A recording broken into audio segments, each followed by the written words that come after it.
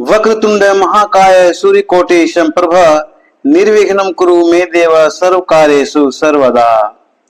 त्वमेव माता च पिता त्वमेव बन्धुश्च सखा त्वमेव विद्या द्रविणं त्वमेव सर्वं मम देव देव। हे प्रभु, ज्ञानहीन, भक्तिहीन और कर्महीन होते हुए आपके कथा का रसास्वादन करते हुए और आपके भक्तों को कथा का रसास्वादन कराने का प्रयास करते हुए भक्ति पथ पर अग्रसर हूं। आप अपने भक्तों पे कृपा बनाए रखना। जय श्री राम। पिछली कथा में हमने देखा था कि देवताओं के द्वारा अमृत पान किया गया, दानवों को कुछ नहीं मिला सिवा आश्वासन के। आय उचित भी था। ईश्वर का कोई भी इशारा, कोई भी कदम, कोई भी स्टेप, कोई भी निर्णय गलत हो ही नहीं सकता। उनके बारे में एक प्रश्न लगाना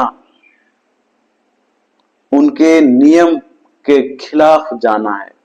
वो कुछ भी करते हैं, भले हमें बुरा लगता हो, हम तो सांसारिक आदमी हैं, हमें तो बुरा लग सकता है, इसीलिए कि हम उनके नियम को जानते नहीं हैं। तो बिना नियम जाने हम उनके कर्मों का विरोध करते हैं। ये उनके खिलाफ उठाया गया कदम है। तो एक और देवताओं को अमृत मिलने से खुशी की लहर है, देवता लोग अमर हो चुके हैं, और दूसरी ओर दीति को अपने पुत्रों के मारे जाने का काफी शोक है, काफी दुख है। और होगा क्यों नहीं, किसी मां को अपने पुत्र का दुख नहीं होगा तो किसे होगा, होना भी चाहिए। लेकिन यहां यह समझना है कि उचित क्या था और अनुचित क्या था। कहा भी गया है कि एक शेरनी और एक नारी, एक घायल शेरनी और एक घायल नारी बदले की भावना को नहीं भूलती है। और फिर भूलेगी क्यों? 9 महीनों तक अपने गर्भ में रखकर ये अपने संतान को जन्म देती है। बाजार से किसी जंगल से उठा के नहीं लाई थी वो। तकलीफ तो होता ही है। यही कारण है कि दीति इंद्र से काफी दुखी है। इतना दुखी है कि दुख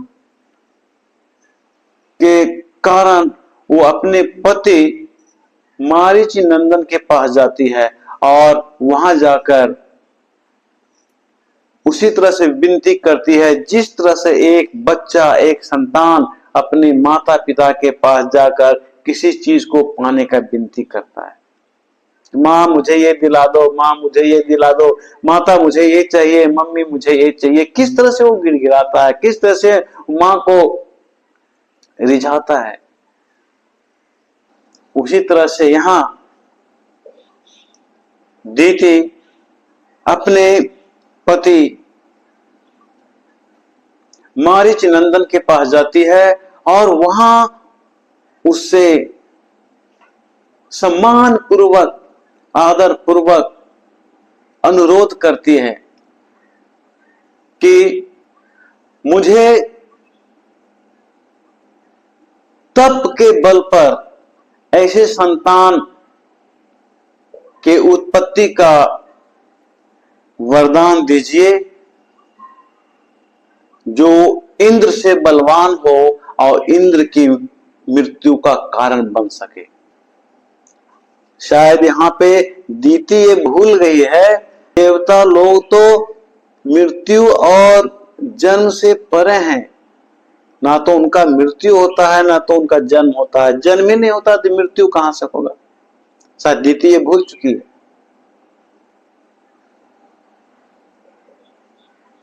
फिर भी एक आवेश होता है, आवेश में आदमी को कोई भी रास्ता दिखाई नहीं देता, बस उसको एक ही चीज दिखाई देता है कि मुझे ये करना है तो करना है।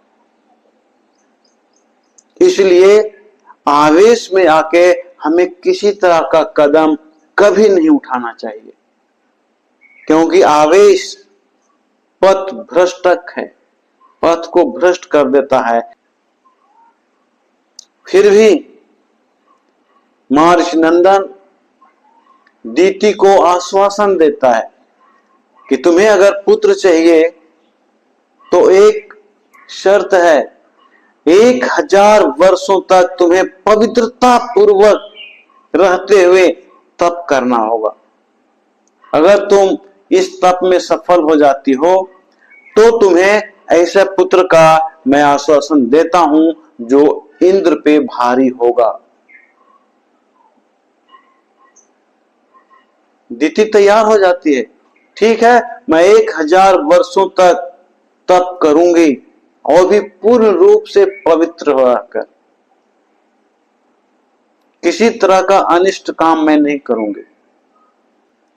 इतना कहने के बाद दीति के ऊपर हाथ से सहलाते हुए आश्वासन देते हैं कि ठीक है तुम्हें ऐसा पुत्र प्राप्त होगा। अब दीति को इतना खुशी होता है, इतना खुशी होता है कि उसका ठिकाना ही नहीं है, उसकी खुशी का कुछ भी अंत नहीं है। ठीक उसी तरह के झूठा खुशी, जो खुशी दुर्योधन को मिला था, कब? जब महाभारत से पहले श्री कृष्ण के पास सहयोग मांगने के लिए गया था। जब दुर्योधन सहयोग मांगने के लिए गया था कृष्ण के पास, तो उसने सेना मांग ली थी। कृष्ण ने चतुराई से उसे सेना दे दिया। सेना पाकर दुर्योधन इतना खुश हुआ, इतना खुश हुआ था कि उससे कहीं ज्यादा खुश दीति यहां हो रही है कि अब तो होने वाला मेरा पुत्र है वो इंद्र को मार डालेगा और मैं अपने 100 पुत्रों का बदला ले लूंगी। अभी तक वो भ्रम में है, अभी भी अदिति अपने पूर्ण होश में नहीं है कि वो क्या करने जा रही है, ये संभव है भी या नहीं। लेकिन खुशी के लिए एक नारी के जिद के वजह से महर्षि नंदन क्या करते, उन्होंने आश्वासन दे दिया कि जाओ अगर संभव है तो तुम कर लो, और कंडीशन रख दिया कि 1000 वर्षों तक तुम्हें तप करना होगा, वो भी पवित्र रहकर। इतना करने के बाद दीति कुशप्लव नामक वन में कठोर तपस्या करने लगती है, कठोर तपस्या करने लग जाती है। हमारे समाज में एक कहावत है कि जिस पैर के नीचे सिर दबा हो उस पैर को सहलाने में ही बुद्धिमानी है। अब इंद्र के द्वारा कुछ ऐसे ही किया जा रहा है। जब इंद्र को पता चलता है कि दीति कुशप्लव वन में कठिन तपस्या के लिए गई हुई है, वो भी हमारे दुश्मन को पैदा करने के लिए, तब यहां इंद्र का दूसरा रूप प्रकट होता है। अब इंद्र अपनी मौसी दीति को रात दिन सेवा करने का प्रण ले लेते हैं। वो कुशप्लव वन में आते हैं इंद्र और सुबह शाम दीति की सेवा करने में जुट जाते हैं। दूसरा कोई उपाय नहीं है। अगर कोई हमसे ज्यादा शक्तिशाली है तो उसे हम विनती ही कर सकते हैं अगर उसे उत्तर प्रत्युत्तर करेंगे, जवाब जवाब सवाल करना शुरू कर देंगे तो हम जीत नहीं पाएंगे। जानते हैं कि वो हमसे बलवान है। अब दीति को वरदान मिल गया, आश्वासन मिल गया, और उसके लिए वो तपस्या कर भी रही है, शुरू कर दी है। अब इंद्र क्या करते हैं, सुबह शाम एक अंगरक्षक की तरह दीति की रक्षा कर रहे हैं कि कोई जंगली जानवर उसे तंग ना करे, उसके तप में बाधा ना डाल दे। और आहार के लिए, पूजा के लिए जंगल से भिन्न भिन्न प्रकार के कंद, फल, फूल, कुश, अग्नि, लकड़ी, ये सारी चीजों की व्यवस्था करते रहते हैं।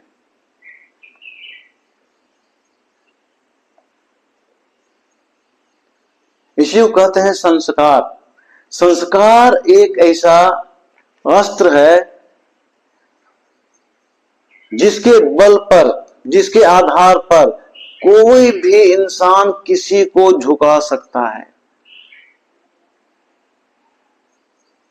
प्रेम संस्कार का ही एक हिस्सा है, और उस प्रेम के बल पे हम प्रभु को अपने बस में कर सकते हैं। और इससे ज्यादा क्या हो सकता है। जब परम पिता को हम अपने इच्छा अनुसार कहीं भी बुला सकते हैं, दर्शन पा सकते हैं, तो इससे बढ़कर और क्या हो सकता है। जिस तरह से महाभारत में पांडवों को हार जाने के बाद, जुआ में जब पांडव हार गया था, तो उसे 12 साल और 1 साल अज्ञातवास, कुल मिलाकर 13 साल का वनवास मिला था। और वनवास करने के सिवा उसके पास कोई रास्ता नहीं था। यहां दीति के साथ भी वही बात है और इंद्र के साथ भी वही बात है। कोई दूसरा रास्ता है ही नहीं। दीति मजबूर है तप के बल पर शक्तिशाली पुत्र को पैदा करने का, और देवराज इंद्र मजबूर हैं संस्कार के बल पर अपनी रक्षा करने का। ऐसे तो उनको पता है कि वो अमर है, इंद्र का कुछ हो नहीं सकता, लेकिन जिसमें क्वालिटी होती है उसमें अकड़ नहीं होता, उसमें नम्रता होती है, उसमें विनम्रता होती है। इसलिए देवराज इंद्र यहां विनम्र होकर दीति की सेवा करते हैं। इस प्रकार इंद्र दीति का सुरक्षा कवच बनकर 1000 वर्ष तक दीति के साथ जंगल में रहते हैं। दूसरी ओर देवराज इंद्र को यह भी भरोसा था कि दीति तो मौसी लगती है और मौसी भला अपने पुत्र समान इंद्र को कैसे कष्ट देगी, ये भी एक भरोसा था। कभी कभी समय मिलता था तो मौका पाकर देवराज इंद्र दीति के पैर को भी दबा दिया करते थे। धीरे धीरे धीरे धीरे सेवा का प्रभाव दीति के मन पे प्रभाव डालने लगा। सेवा का प्रभाव दीति के मन पर असर लाने लगा।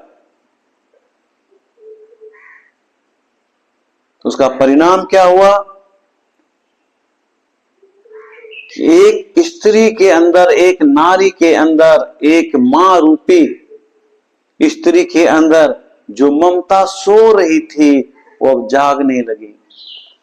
जब ममता जाग जाएगी तब तो सारा काम हो जाएगा। और धीरे धीरे धीरे धीरे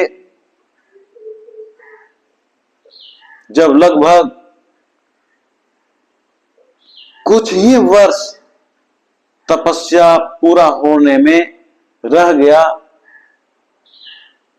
तब तक दीति के अंदर ममता का इतना तूफान आ गया, ममता का इतना तूफान आ गया कि देवराज इंद्र के प्रति जो भी दुश्मनी की भावना थी वो ममता रूपी समुद्र में डूब कर नष्ट हो गया। यही है एक स्त्री का असली रूप। स्त्री एक ममता का पुतला है, उसमें कठोरता की भावना आ नहीं सकती। आप रुई से किसी सेव को नहीं काट सकते, हो ही नहीं सकता। तो नारी तो सॉफ्ट है, देवी स्वरूपा है, ममता की मूर्ति है। रग रग में उसके, रोम रोम में उसके ममता और दया भरा हुआ है। भला वो किसी का नुकसान कर ही नहीं सकती। दीति इतना जो कुछ भी विचार की इंद्र के विरोध में, वो सब आवेश का कारण था, वो सब गुस्सा का कारण था। इस तरह से जब तपस्या का लगभग 1000 साल पूरा होने वाला था, मात्र 10 साल बचने वाला था, तब दीति अपनी ममता के वश में आकर देवराज इंद्र से कहती है कि 10 वर्ष के बाद तुम अपने भाई से मिल सकोगे। ध्यान दीजिए, यहां पर भाई से मिल सकोगे, दुश्मन से नहीं। अदिति उस पुत्र की प्राप्ति के लिए तप कर रही है जो इंद्रदेव को नष्ट कर सकता है। तो इंद्र का तो दुश्मन हुआ ना, लेकिन यहां शब्द देखिए, शब्द पर विचार कीजिए। दीति कह रही है कि 10 वर्ष पूरा होने में बचा हुआ है, 10 वर्ष के बाद मेरा तप पूरा हो जाएगा और उस समय तुम अपने भाई से मिल सकोगे। अप्रत्यक्ष रूप में दीति तो इंद्र भगवान को माफ कर ही दी, उसने भाई बना दिया, दुश्मन को भाई बना दिया। जिसका मतलब है कि दीति के अंदर क्षमा की भावना ओत-प्रोत भरा हुआ है, लहरें ले रही है। दीति के मन में क्षमा की भावना लहरें ले रही है, लहर की तरह उठ रहा है। और जब वो सीमा पार कर गया तो उसके जुबान के माध्यम से बाहर आकर निकलकर देवराज इंद्र को सुना दिया कि तुम अपने भाई से मिलने वाले हो। एक सहोदर भाई भाई में जब लड़ाई होता है तो किसी के पास अपना भाई कहने में शर्माता है कि मैं कैसे कहूं कि मेरा भाई है, क्योंकि उसके मन में दुश्मनी की भावना आ गई है। वो भाई कह ही नहीं सकता, वो तो उसके मन में हमेशा दुश्मनी है, दुश्मन की भावना है, दुश्मन की नजर से देख रहा है। उसकी आंखों पे जो चश्मा है उसमें केवल एक भाई दुश्मन ही दिखता है। दीति को देखिए, इसलिए संस्कार से बढ़ के कुछ नहीं हो सकता। ये संस्कार है जो इस दुनिया को बचा के रखा है, ममता है जो इस दुनिया को बचा के रखा है, भक्ति है जो इस संसार को बचा के रखा है। और ममता तो स्त्री की गहना है। ममता के बिना स्त्री ठीक उसी प्रकार है जिस प्रकार सुगंध के बिना पुष्प है। इंद्र की सेवा रूपी जल इतना ठंडा था, इतना ठंडा था कि दीति के दुश्मनी रूपी आग आसानी से बुझ गया। और दीति आगे कहती है कि हे इंद्र, मैंने तो ऐसे पुत्र को जन्म देने जा रही थी जो तुम्हारा दुश्मन होता, लेकिन नहीं, अब तुम दोनों मिलकर एक साथ इस त्रिलोक पे शासन करना। इंद्र की सेवा एक नारी के अंदर उत्पन्न हुए विष को अमृत में बदल दिया। आगे दीति कहती है कि अगर मैंने पुत्र को जन्म दिया और वो पुत्र तुम पर विजय पाने के लिए जो ही आगे कदम बढ़ाएगा, मैं उसे शांत कर दूंगी। और क्या चाहिए? जब अग्नि शांत हो जाएगी तो फिर जलने का भय नहीं है। क्रोध का अग्नि अगर शांत हो गया तो फिर जलने का डर ही नहीं है। ममता रूपी बाढ़ क्रोध रूपी अग्नि को बुझा डालता है और इंद्र को अप्रत्यक्ष रूप में पुत्र समान मान लेती है। तभी तो वो इंद्र की रक्षा की बात की कि जब मेरा पुत्र तुम पर विजय प्राप्त करने के लिए कदम बढ़ाएगा, मैं उसे शांत कर दूंगी। इसका मतलब क्या हुआ? मैं तुम्हारी रक्षा करूंगी, वो तुम्हें मार नहीं सकेगा, तुम पर विजय नहीं प्राप्त कर सकेगा, तुम्हें किसी तरह का हानि नहीं पहुंचाएगा। ये होता है प्रेम। यहां तो एक सहोदर भाई का दुश्मन है, यहां तो मौसेरा भाई की बात है। तो आज के समय में डूबते हुए संस्कार की ये पहचान है। डूबता हुआ संस्कार मां के खून को बदनाम कर रहा है, मां की ममता को बदनाम कर रहा है, मां के उस कोख को बदनाम कर रहा है, कलंकित कर रहा है, जिस कोख से, जिस गर्भ से दो भाई पैदा हुआ है या दो से अधिक भाई पैदा होता है।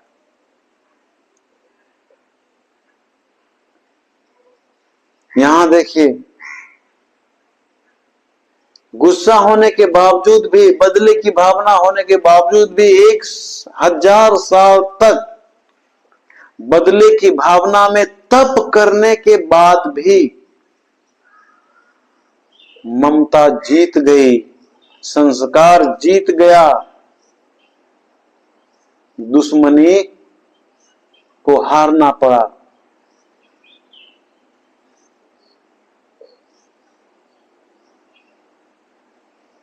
गलत कदम को पीछे हटना पड़ा। अधर्म का नाश होने वाला है। अधर्म अब आंसू बहा रहा है, मैं जाऊं तो कहां जाऊं, क्योंकि धर्म से ऊंचा अधर्म कभी हुआ है न तो होगा। जहां धर्म है वहीं तो ईश्वर है, जहां अधर्म है वहीं पाप है।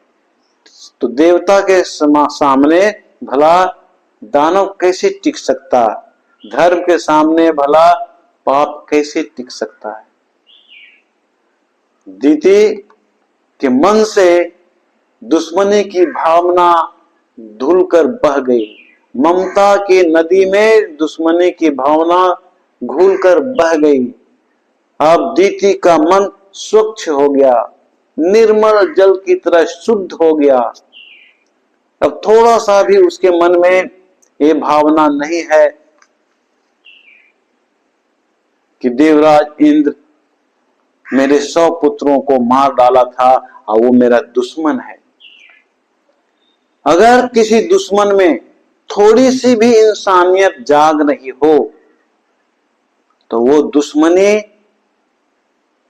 दोस्ती में बदल सकता है और बदलता है। तभी तो दीति को यह स्वीकार करना पड़ा कि 1000 वर्ष तक देवराज इंद्र कवच बनकर इस वन में मेरी रक्षा करता रहा, मेरे लिए भोजन जल का व्यवस्था करता रहा और मेरी थकान को मिटाता रहा। और जब इंद्र को ये पूर्ण रूप से आभास हो गया, ये प्रमाण मिल गया कि दीति जिस पुत्र को जन्म देने जा रही थी या जिस पुत्र को जन्म देने वाली है वो मेरा दुश्मन है, अब इधर क्रोध की ज्वाला इंद्र के मन में उठने लगता है। एक तरफ क्रोध की ज्वाला बुझ गया तो क्रोध की ज्वाला दूसरी तरफ इंद्र के मन में जाग रहा है, सुलग रहा है धीरे धीरे।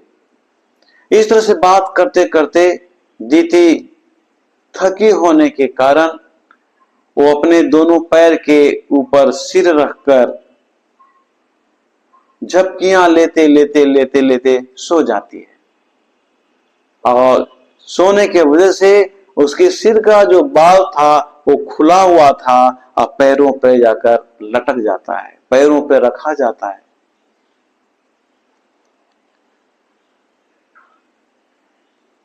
अगर स्त्री की बाल खुली है तो अपवित्रता का पहचान माना गया है, अपवित्रता की निशानी है। स्त्री की बाल खुली है तो समझ लेना चाहिए कि वो अभी पवित्र अवस्था में नहीं है। इंद्र के मन में ही भावना आ गई कि संभवतः दीति अभी अपवित्र है, तभी तो उसके बाल खुले हैं और खुले हुए बाल उसके पैरों को छू रहा है। जो गर्दन से ऊपर सिर है ना, वो ब्रह्मरूप होता है, वो पवित्र होता है। तभी तो जनेऊ धारण करने वाले लोग जब मल मूत्र त्याग करते हैं तो जनेऊ को कान पे रख लेते हैं कि वो अशुद्ध ना हो। और यहां देखिए दीति का जो बाल है वो चरण को छू रहा है। इंद्र को ये प्रमाण मिल गया कि दीति अभी अपवित्र है।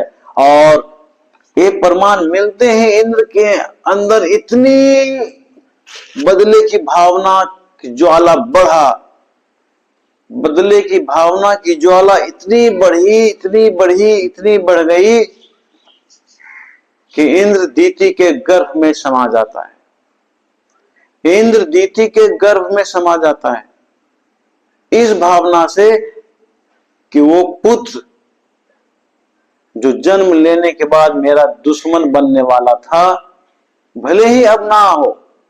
दीति ने तो आश्वासन दे दिया कि जब वो तुम पर विजय प्राप्त करने लगेगा तो मैं उसे शांत कर दूंगी। लेकिन इंद्र के मन में तो भावना है कि ना बांस रहेगी ना बांसुरी बजेगा। बांस ही नहीं रहेगा तो बांसुरी बनेगी कहां से? जब बांसुरी नहीं बनेगा तो बांसुरी बजेगा कहां से? इसलिए वो बांस को ही काट देना चाहता है। इंद्र दीति के गर्भ में समाकर गर्भ में पल रहे बच्चे को नष्ट कर देता है, टुकड़ा टुकड़ा कर देता है। गर्भ से बच्चे के चिल्लाने की आवाज आती है, बच्चा रोने लगता है, चिल्लाने लगता है, चीखने लगता है। जब उसे नष्ट किया जा रहा था इंद्र के द्वारा तो गर्भ में बच्चे के चिल्लाने से दीति की नींद खुल जाती है और चिल्ला चिल्ला कर फिर इंद्र से कहने लगती है कि छोड़ दो, बच्चा को मत मारो, छोड़ दो, तुम इंद्र छोड़ दो, उसे मत मारो। अब इंद्र को पता चलता है कि दीति जाग चुकी है। वो फौरन बाहर निकल आता है और निकलने के बाद हाथ जोड़कर खड़ा हो जाता है कि हे माता स्वरूपा, जब मैंने देखा कि तुम्हारी बाल खुली हुई है और पैरों तक लटका हुआ है, पैरों को छू रहा है, पैर पे रखा हुआ है, मैं समझा कि तू अपवित्र हो चुकी है। और अपवित्र जानकर मैंने ऐसा कदम उठाया, इसलिए मुझे माफ कर देना, मुझसे गलती हो गई। भला मां के ममता के सामने कोई क्षमा मांग ले तो इसमें तो संदेह ही नहीं है कि उसे क्षमा नहीं किया जाएगा। वो क्षम्य हो गया। दीति ने इंद्र को क्षमा कर दिया, लेकिन अभी भी थोड़ा सा तकलीफ है कि एक तरफ 100 पुत्र को इसने मार डाला और दूसरी ओर मेरे गर्भ में पल रहे बच्चा को नष्ट कर दिया। अब दीति सोच में पड़ जाती है कि मैं करूं तो क्या करूं। और दीति आगे क्या कदम उठाती है, इसकी कथा हम अगली वीडियो में देखेंगे। और आज की कथा का विश्राम हम यहीं पर लेते हैं। और एक बार फिर मैं आपसे दोहराता हूं कि अगर आपने मेरे इस चैनल को सब्सक्राइब नहीं किया है तो कृपया सब्सक्राइब कर दें, और अगर अच्छा लगे तो शेयर करें,